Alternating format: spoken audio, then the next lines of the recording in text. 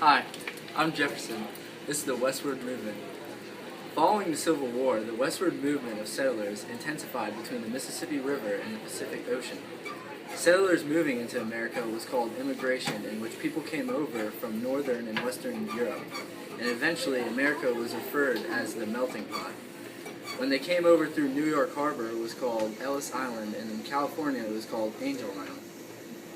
Due to increased levels of immigration, the cities grew intensively, turning into the major cities such as Chicago, Detroit, Cleveland, Pittsburgh, and New York. While people continued to move into these areas, living conditions became harsh, crowded, dirty, and turned into slums.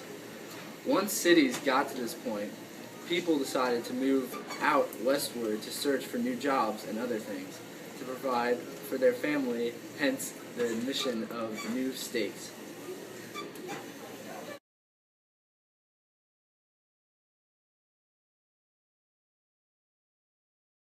Over the years, there were many inventions that have changed the world greatly. Thomas Edison created the light bulb and electricity as a source of power and light. Alexander Graham Bell created the telephone. Wright brothers created the airplane.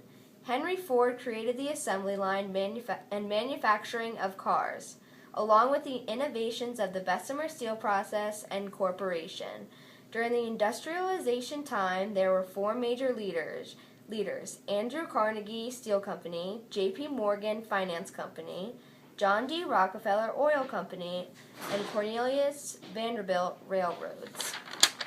Laissez-faire capitalism and special considerations such as land grants to build railroads and the increase in labor supplies, America's possession of natural resources and navigable rivers were reasons for economic transformation.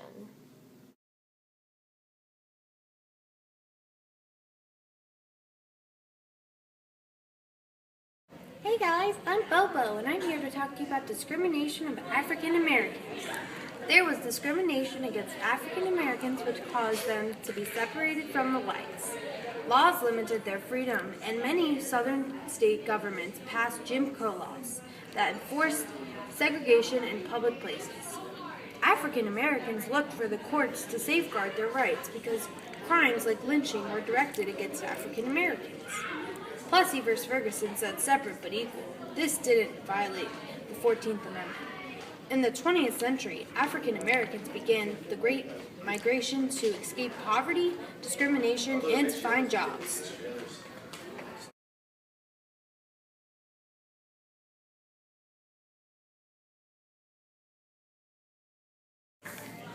Now that my friends are gone, we can talk about the responses of discrimination of African Americans.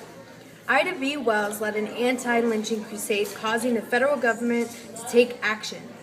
Booker T. Washington believed the way to equality was through education and economic status.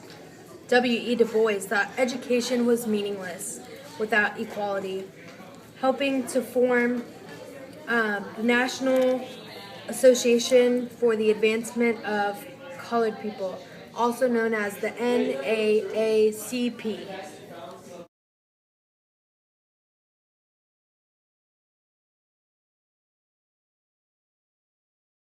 Now we're going to move on to the progressive movement. In the Gilded Age, the income was disparity. They lived lavish lifestyles and the practice of robber barons. Working conditions were dangerous, there were long hours, low wages, no job security, no benefits, and children and women were employed. The towns were based solely upon the company. The goals of the progressive movement was so the government was controlled by the people, to eliminate social injustices, and that there would be guaranteed economic opportunities regulated by the government.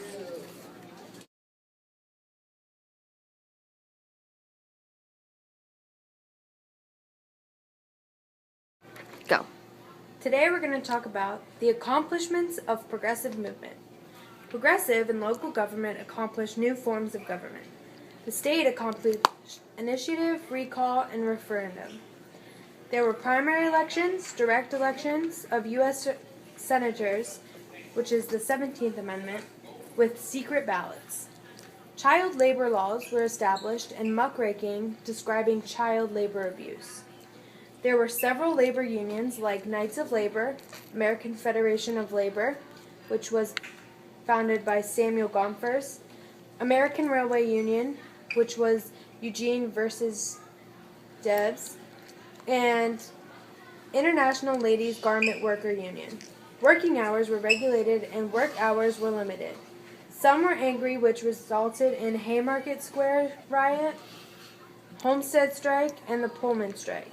Antitrust laws were passed. Sherman Antitrust Act prevented business monopolies. The Clayton Antitrust Act expanded Sherman's laws, outlaws pricing fixing, and exempts union from Sherman Act.